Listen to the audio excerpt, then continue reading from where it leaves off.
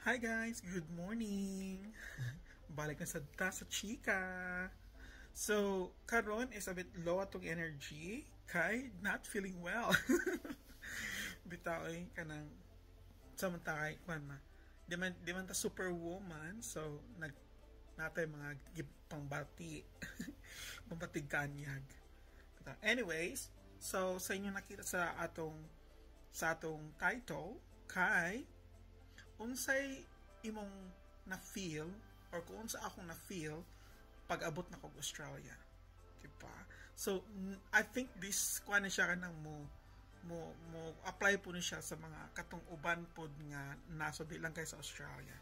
So, I think na daghan makarelate siguro ani. Sabi na katong mga nag-abroad nga mga peeps, mga Filipinos.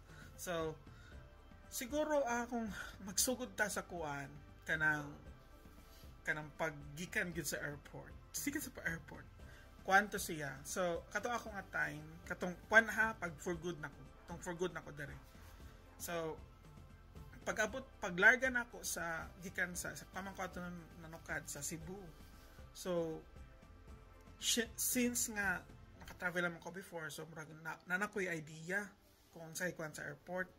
So, pero kulba gyapon to siya. Kay di ba what kay baw ba sinya i-denied ta sa immigration sin kuan pa to siya kanang murag mao pa to time nga katong mga issue about kanang pangitaan kag documents minana kanang mga documents nga related sa imong travel pangitaan kay ana bitaw minana para i-prove nga kuan jud kanang genuine ka nga molarga dito. So mato kulbaan ko nagprepare na po ko sa akong mga documents. Ako lang yung gidala adto kay kuan kanang ako ra yung ticket og ang kanang sa tawag na ticket na ko og katong kuan visa nga kanang nakaprint sa papel nga visa. Sumoto akong gidala-dala nya interview kanang na may pangutanaw man kana sa immigration kung pila ka days dito sa kuan so mato akong gisulti nga longer siya marag 3 months blah blah blah. So mato mama na nakabutang sa visa 3 months po. So mato adto kanang kuan pasar kulbag yapon siya kay wata kay baw basinya nya kanang immigration kay kuan man ang mga mga poker face man sila kanang dili bitaw pahalata nga kanang okay sila or dili ba. So ilang mga naong kay mga neutral dili siya pahalata nga kanang kuan siya kanang i-deny ba ka or i-approve ba ka so kulba gyud siya kaayo. So told man after sa kanang pag-ingon niya nga kanang okay kanang kuan ako no gihatag na niya akong passport ug balik pag magitakan din niya din approve oh I thank you nakalingkawas na ko. So iko ay salamat. So ito nagpaabot na lang ko sa gawas sa nabaw ko sa airport sumabot ang mga flight adto and then pag-abot sa aeroplano kay maski kadaghan ako sa aeroplano kulba rin po siya kay long kuan mo siya long flight man siya although kato ako kay Cebu Singapore man to ako Cebu Singapore murag 3 hours ra kapin then Singapore Australia din ko dayon. So pag Cebu Singapore di man kay siya tantong taas pero kulba gyapon kay 3 hours pa ya so matakay ba kung si mga hitabo diba si bakul lang my goodness nya kanang thank God lang po kay ang kato nga time is smooth sailing na good po ang biyahe sa aeroplano. So mo na gito pag abot na po sa paglarga nami gikan sa Cebu padung nami sa Singapore. Pag abot po sa Singapore na dako man kanang airport sa Singapore no so kuan siya shout out sa atong mga kuan nga mga nasaag sa airport isa na kwadto.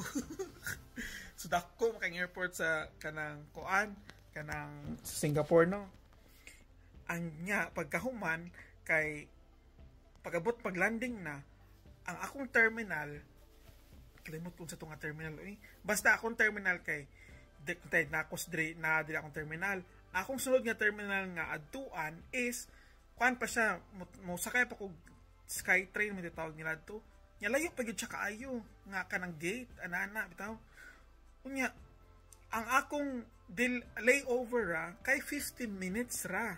So di ba kulba kayo. Oh my god, na-stressed ko adto kay 50 minutes akong layover.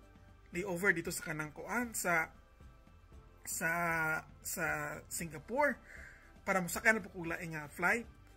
Kaya akong flight adto kay kuan man to kanang murag niabot ko sa gikan ko sa Cebu 7 6 minutes larga niabot mi sa Singapore mga 9, and then ang travel na po ang next na po nga travel na is 10 p.m. sa Singapore time, which is para mas Pilipinas siguro ang time sa Singapore.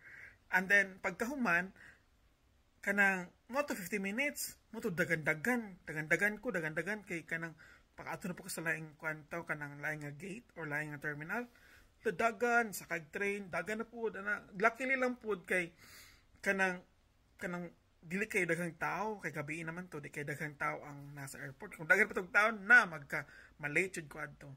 Then pag uman adto na dito sa kanang airport na lakaw na nya pag-abot na dito sa kanang turn akong hutan jud man paano na labilin 20 minutes na labilin before mag-boarding. Kuhuy salamat gud taon kay na-achieve gud taon. So mo to ang boarding na. Then kaning nga flight is longer na siya, 9 hours na nga flight. So kanang ito sakay na ka syempre kulbaan na ka na food kay 9 hours so mga tabo blah blah blah simba ko lang. So pag in fairness po sa Singapore Airlines no kanang smooth sailing na gud po ang katong flight, which is good, really kuan akong experience to nindot akong experience.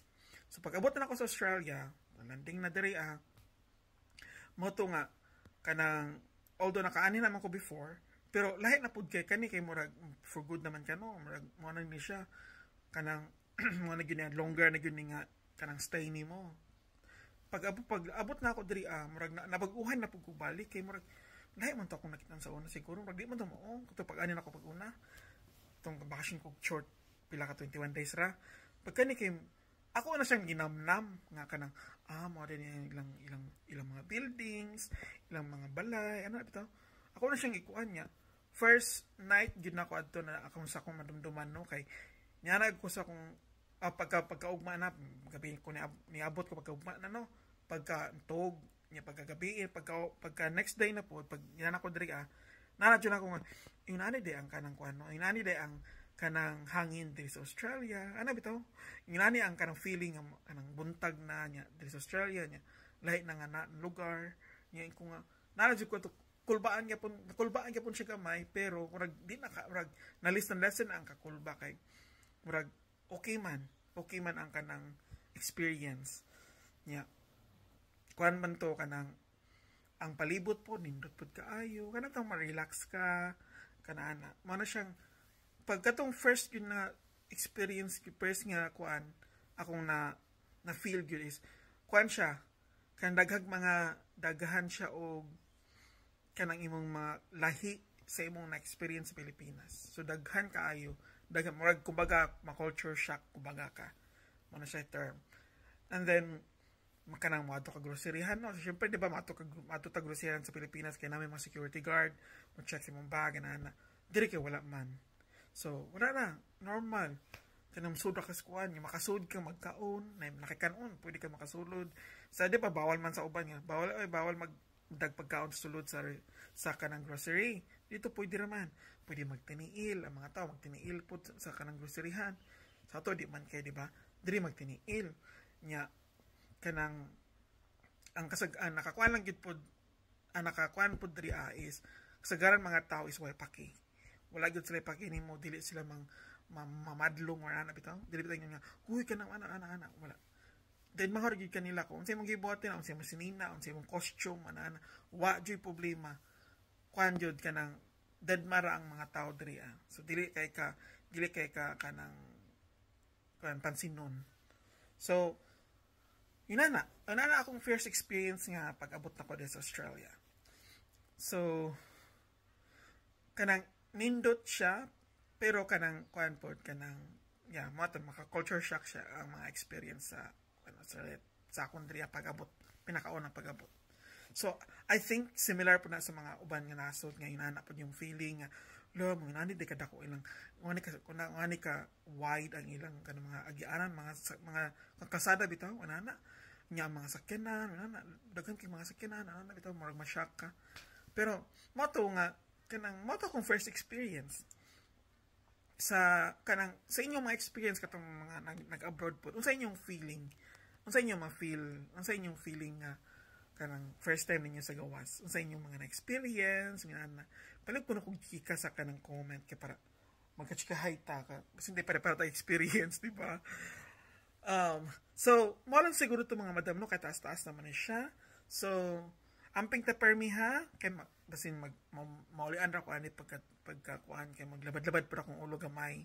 So, maulian na siya ko masin ugma or hopefully weekend maulian ako. But sumato siya mga madam, mga ma'am sir. So, amping permi kanang di magpasagad sa lawas. And then, kuan, hanggang sa muli. Paalam. Bye-bye.